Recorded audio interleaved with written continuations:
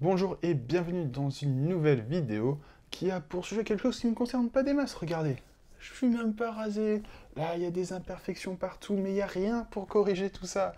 Vous l'aurez compris, aujourd'hui on va parler du maquillage pour hommes. C'est très en relation, très en rapport avec la Corée du Sud, puisque le marché coréen est leader dans ce domaine. Allez, c'est parti! Il est clair que le maquillage pour hommes est devenu une niche dans le secteur global du maquillage et cela pourrait devenir même plus qu'une niche et une réelle part de marché, une réelle euh, partie du marché total d'ici quelques années. Et comme je disais en introduction, la Corée du Sud se débrouille très bien dans ce domaine, notamment avec la K-pop qui montre énormément de idols qui sont maquillés lorsqu'ils sont sur scène ou en prestation, que ce soit des meetings avec les fans, les MV.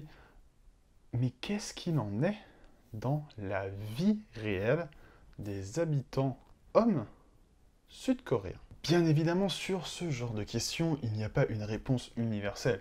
On ne va pas dire oui, tous les hommes coréens se maquillent, tout comme on ne peut pas dire oui, toutes les femmes coréennes se maquillent, alors que la Corée du Sud est connue et reconnue pour ses critères de beauté au niveau féminin très haut et avec une pression sociale très forte pour que les femmes atteignent ces critères.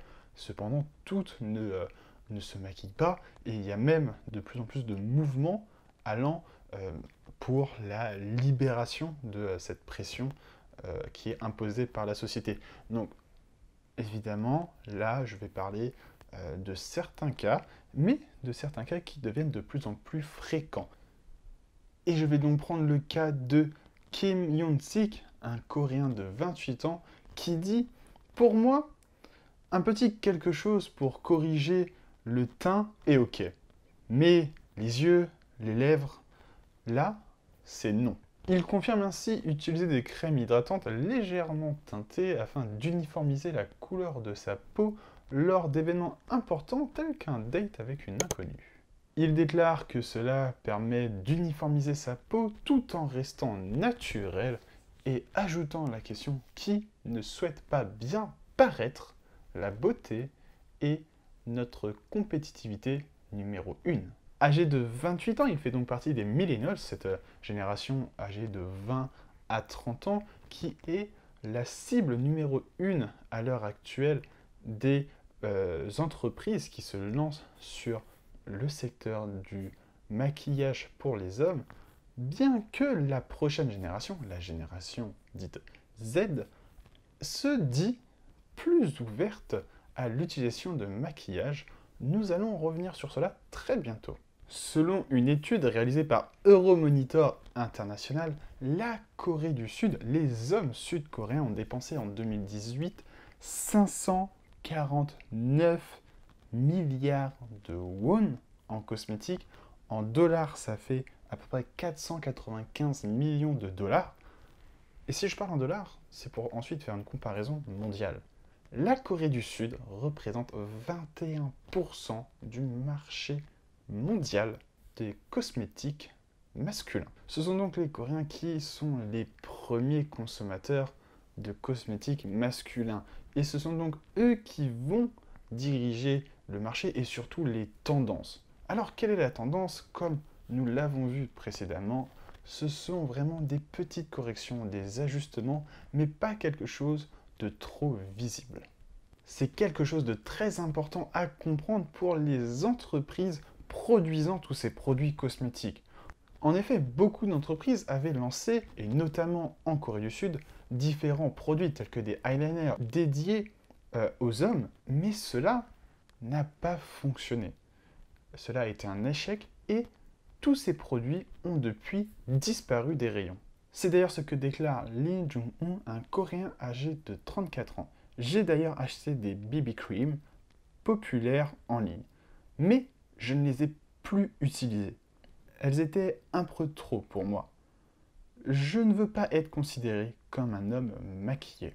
Mais bien que tous ces produits, que ce soit des BB cream, eyeliner ou tout produit un peu trop visible, aient disparu des rayons, ou en tout cas fortement moins présents, encore une fois, uniquement pour les cosmétiques dédiés aux hommes, il ne faut pas croire que le marché est perdu de sa croissance. Il continue de croître d'année en année, malgré une très légère diminution du chiffre d'affaires réalisé l'année dernière.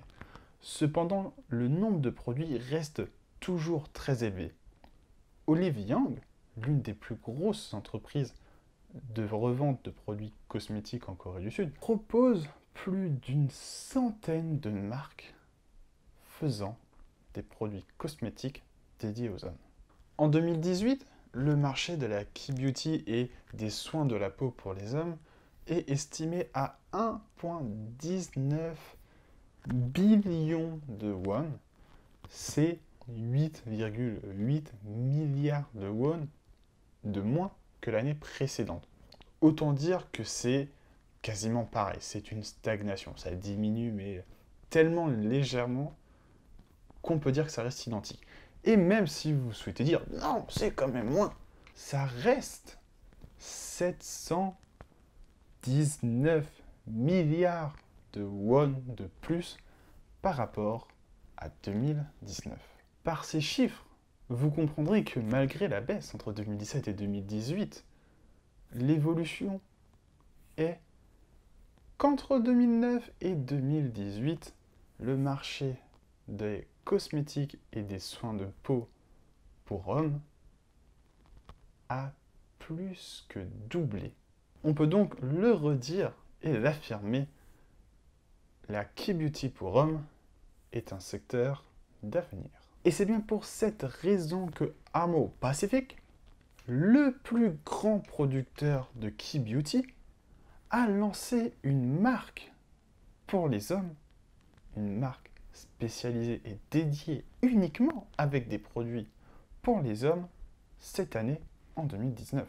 Et l'un des points forts de cette marque, c'est d'avoir une base à 20 000 won, déclinée en 5 teintes différentes. Là où les marques pour les femmes en ont généralement que 3.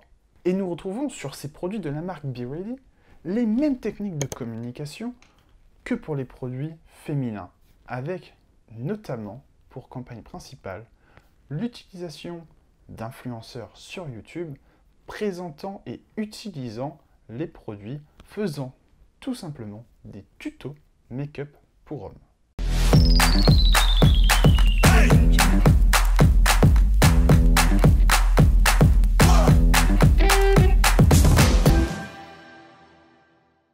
Et dans l'une des vidéos réalisées par l'entreprise, on voit des chefs de produits de ces produits Key Beauty pour hommes répondre aux critiques des personnes avec les commentaires basiques, dire oui, le maquillage pour les hommes, patati patata, non, patati patata.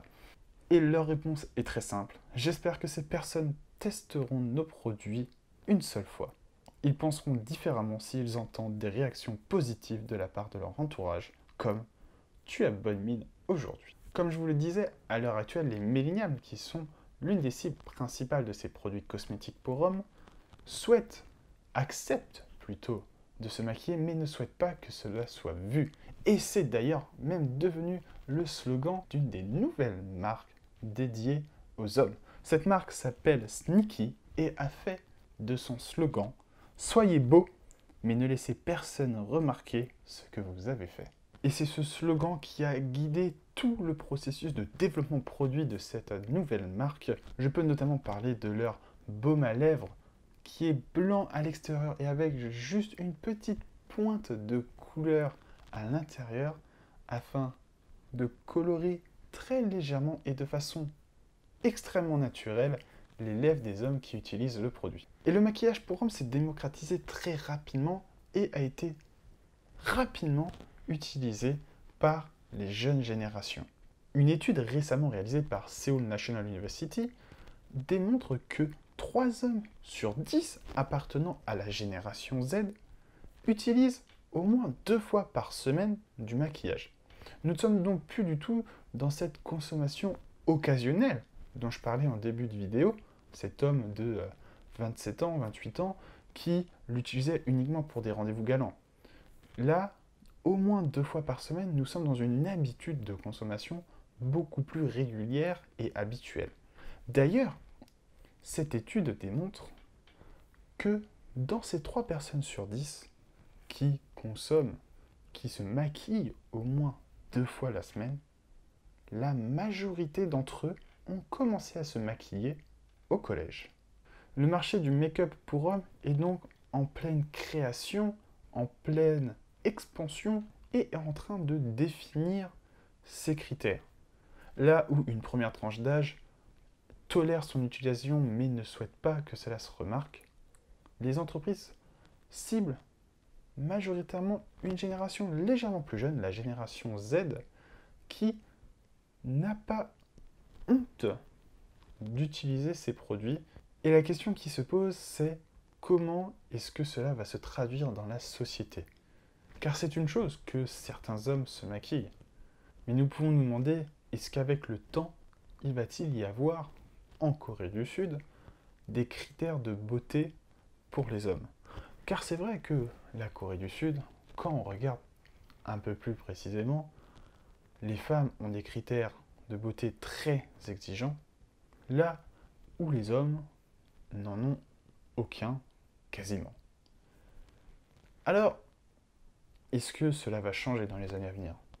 C'est possible. Est-ce que vous utiliserez des produits de beauté pour hommes? Peut-être. Alors, ce petit sourire n'est pas moqueur ni narquois, mais est-ce que la société française est prête à accepter ça? Je ne pense pas.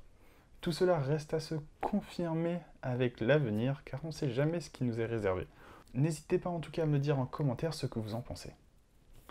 De mon côté, je vous remercie d'avoir suivi cette vidéo. N'hésitez pas à vous abonner, à liker, à partager et à commenter, encore une fois, ce que vous pensez ou poser toute question qui vous passe par la tête par rapport à ce sujet ou par rapport à la Corée du Sud. Encore une fois, merci et à bientôt.